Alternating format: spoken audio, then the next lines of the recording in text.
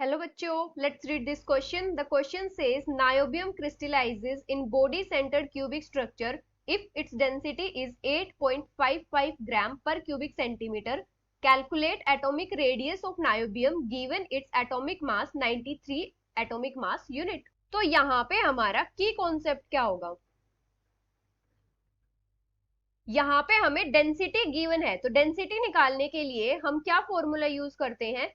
Z into m divided by n a into a का cube. यहाँ पे Z क्या होता है? हमारा टोटल नंबर ऑफ एटम्स किसी भी यूनिट सेल में कितने हैं, total number of atoms. M क्या होता है? हमारा मोलर मास, या फिर हमारा एटॉमिक मास गिवन है तो एटॉमिक मास। एन ए क्या होता है? हमारा एवोगैड्रो नंबर, जिसकी वैल्यू होती है 6.022 इंटू 10⁻23। ए क्या होती है? हमारी एज लेंथ। अभी हमें यहाँ पे गिवन है बॉडी सेंटर्ड क्यूबिक स्ट्रक्चर, तो बॉडी सेंटर्ड क्यूबिक स्ट्रक्चर में एटम्स कहाँ कहाँ प्रेजेंट होते हैं? अगर हम इसकी एक रफ रिप्रेजेंटेशन देखें तो हमारे एटम्स कहाँ कहाँ प्रेजेंट हैं?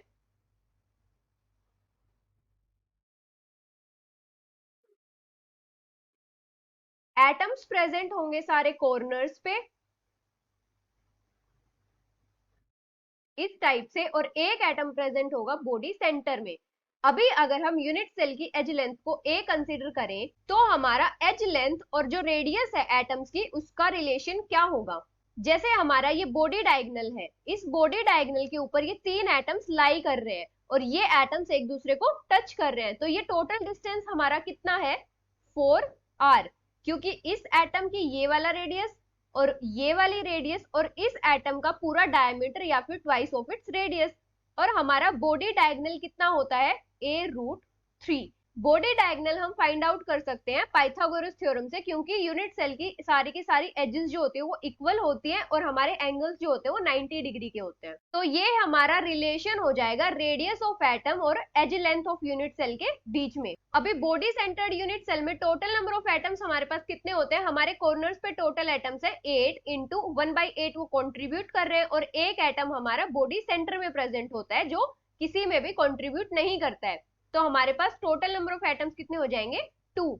अभी अगर हम डेंसिटी के फॉर्मूला में वैल्यूज पुट करें तो हमारे पास क्या आएगा? डेंसिटी इक्वल्स टू 2 इंटू हमारा एटॉमिक मास गिवन है 93 divided by 6.022 into 10⁻23 into a का क्यूब। हमारी डेंसिटी कितनी गिवन है? 8.55 ग्राम पर क्यूबिक सेंटीमीटर। तो हमें फाइंड आउट करनी है कि एज लेंथ कितनी है या ए की वैल्यू कितनी है। तो हम ए की वैल्यू फाइंड आउट कर सकते हैं, हमारी कितनी हो जाएगी? 2 into 93 divided by 6.022 into 10⁻23 into 8.55, और इसकी हमारी पावर हो जाएगी 1/3। ये हमारा बच जाएगा सेंटीमीटर्स में।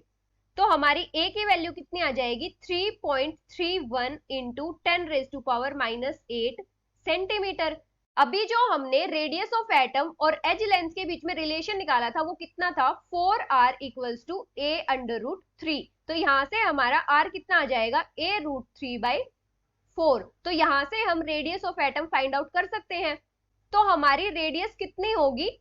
3.31 इंटू 10⁻⁻8 इंटू √3 को हम लिख सकते हैं 1.732 डिवाइडेड बाई 4। तो हमारी रेडियस कितनी आ जाएगी? 1.43 इंटू 10⁻⁻8 सेंटीमीटर। अभी 1 आंगस्ट्रॉम में कितने सेंटीमीटर्स होते हैं? 10⁻⁻8 सेंटीमीटर्स।